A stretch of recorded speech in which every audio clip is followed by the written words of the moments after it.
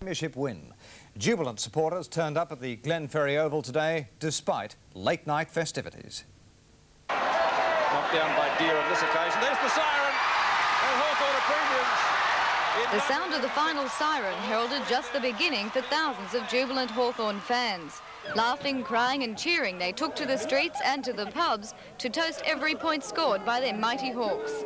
They circled the Hawthorn dressing room while dejected Carlton supporters sang the blues. Some of the fans spent all night celebrating, but they still turned up at Glenferrie Oval this morning to swap their morning orange juice for yet another glass of champagne. Thousands of brown and gold-streaked fans streamed into the Hawthorn stronghold. The champagne flowed and the beer was downed as the ever-loyal Hawthorn supporters savoured the winning moment. And inside, it was the calm before the storm for the VFL heroes.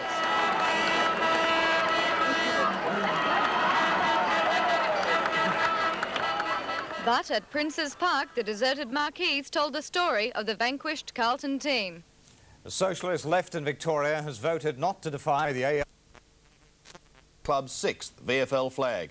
However, Terry Clifton reports the celebrations will have to be quick because Tuck and his teammates will be back at training on Tuesday night. When Michael Tuck accepted the Premiership Cup yesterday afternoon, it crowned the career of one of the game's greats. The 312-game veteran had been a member of 3 previous Hawthorn Premiership teams, but yesterday's was his first as captain. Typically today, he heaped praise on his teammates for one of the best team performances of the modern era.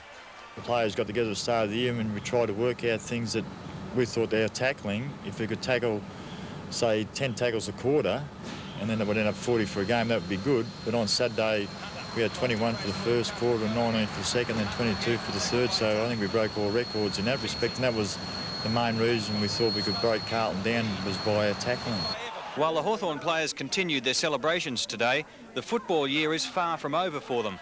Next Saturday, they'll meet West Australian Football League Premier Subiaco in Perth, and a month later they'll be in Tokyo for a rematch with Carlton at the Yokohama Stadium. As Lee Matthews used to say, the year's not over until they have the annual general meeting and then you've got to start again, so we've got probably till early November to enjoy it. Well, we've got to get back to reality for next year anyway. And will Hawthorn's team next year include Michael Tuck? Yes, it will, sir. I've got 1 more year of a contract to go, so I've enjoyed this year. I've been reasonably happy with my form and that, so I think I'll give it a go next year and just see what happens.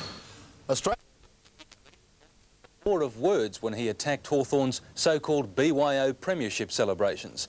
But as Rob Astbury tells us, the Hawks have turned the tables on the Blues once again. Despite Hawthorn's convincing 42-point victory over Carlton, the rivalry didn't end with Saturday's final siren. At Carlton's lavish grand final dinner, President John Elliott criticised Hawthorn's low-key approach and described the Hawks' premiership function at their social club as a BYO celebration. Undaunted, the Hawks' low profile continued today when the players joined the football staff for a quiet lunch before moving on to visit a couple of hotels owned by Hawk diehards. But for Hawthorn Chief Executive John Lauritz, a finger operation provided him with the ideal opportunity to reply to John Elliott's outbursts. John said that Hawthorn were sanctimonious and he's going to give us heaps next year, and well, I've had a very sore finger the last week, and John, you know. John Lauritz denied the finger was especially wrapped for the occasion. Rob Astbury, National 9 News. But for the players, the celebrations have just begun. Today the Hawks swooped on a South Melbourne hotel, and as Stephen Quartermain reports, many are having trouble keeping up with the hectic pace. The venue for day 3 of Hawthorn celebrations was the Bayview Hotel in South Melbourne. In previous years, Monday drinks got underway well before midday, but today most of the players didn't arrive until after 2:30, with most preferring to have a quiet start at the Hawthorn Social Club. However, 2 players quickly into the swing of things were ruckman Greg Deere and backman Chris Langford. Oh, it's been a jolly good day, actually. A jolly good day? Jolly good. Now, you're smoking a cigar there. What's the go there? Oh, just celebrations, all that sort of stuff. Now, are you fronting at the tribunal tonight? No, that's Thursday. Well, why have they put it off? Oh, I'm not real sure. A rare event, I'm just making sure that I savour it all and have something to remember. How are you coping with all the pressure with the drinking? Oh, I haven't been drinking too much at all. I've been, fairly sensible. How are you going with these celebrations? Oh, as you can tell by the voice, not too good. But 83, of course, you missed out out because of the knee. It must be the weight worthwhile. Oh, yeah, it's bloody beautiful. Fantastic. And what's it like to drink out of the cup? I haven't had one yet. Oh, well, it doesn't look too good in there, so I don't think I will. It's a bit ordinary, doesn't it? Several players were missing from today's festivities, and after hearing a few stories about the events of last night, it's no wonder. Tomorrow night, the Hawks have a training session in preparation for a weekend match in Perth. But it'll be no surprise if many decide to seek the safety of the medical room instead. Stephen Quartermain, Eyewitness News. And Steve